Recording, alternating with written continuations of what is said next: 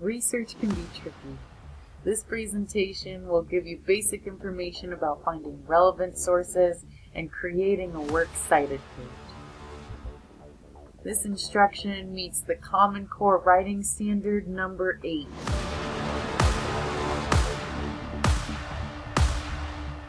These are the 3 types of resources we'll talk about in this presentation. Let's start with print resources. In order to find a relevant book, first narrow your research topic into keywords or phrases to use when searching your library database.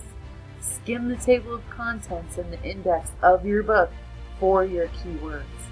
Once you find that page, skim that page for your keywords to make sure the context will align with your research questions. I use sticky notes to mark the pages. In order to cite this source, you're going to need the information listed on the right.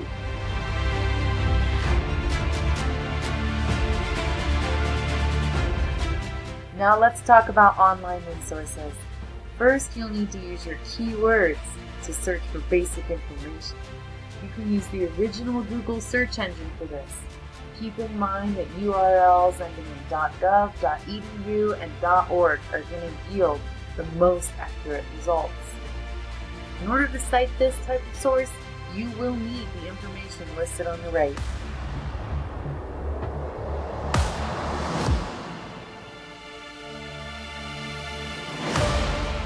For more specific information, you may want to look for academic journal articles. You can find these by searching Google Scholar or library databases. In order to cite this type of resource, you're going to need the information on the right-hand side. The last 2 boxes in the list only apply to journal articles you found online. Here are a few resources that can help you create a works site.